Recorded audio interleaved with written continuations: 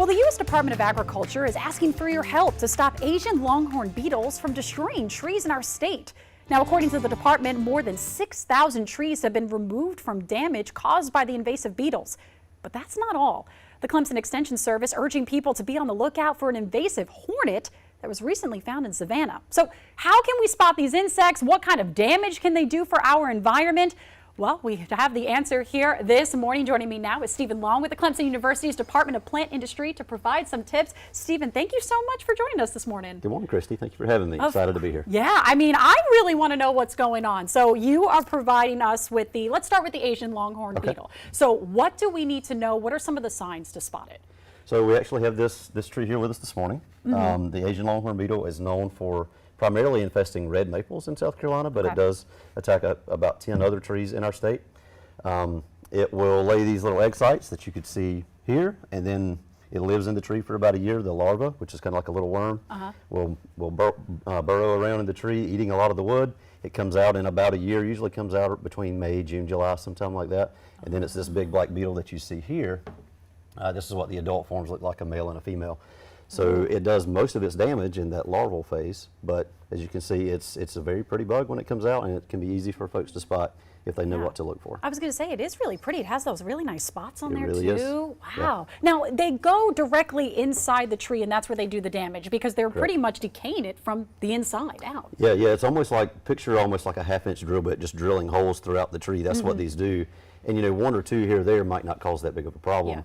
But with an invasive insect like this that's not native to the United States, it doesn't have any natural predators, it will overpopulate. So it creates more than the tree can deal with. So there'll be hundreds of these things moving through the tree, basically creates holes all through it, and then when a storm, like a hurricane, tropical storms common to South Carolina come through, it breaks the trees up. A little bit of wind and there's just no structure left to hold the tree up. They break and fall. They can be a hazard to humans, etc. So in order to kind of spot them too and the signs of it, you mentioned these holes. That's kind of how can we notice it? Yep, so the adults are really easy to identify, but they're only out for a couple of months during the year. So what we tell folks is, of course, be on the lookout for those. Those can actually be easy to find in swimming pools during the summer months. They'll, you know, they just accidentally find their way in there.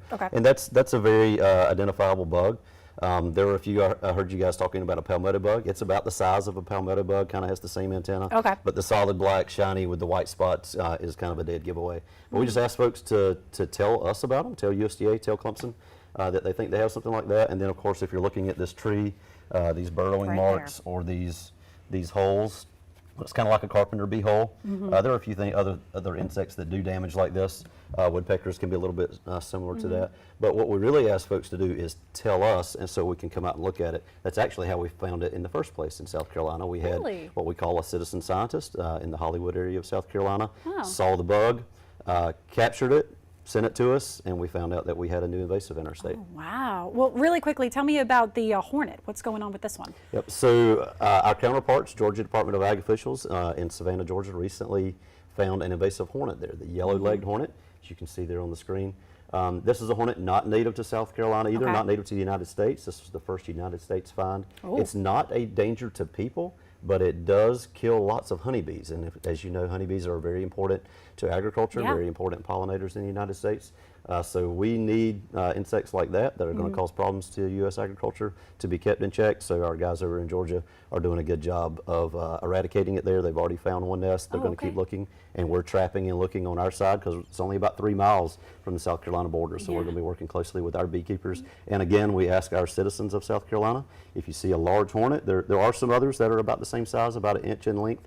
But we ask folks that if you see something that you're just not sure about, go to our website, which is clemson.edu/invasives, and report it. Yeah, I mean, you might as well. It's going to be helping the environment and helping all of us. Stephen, thank you so much for stopping by this morning.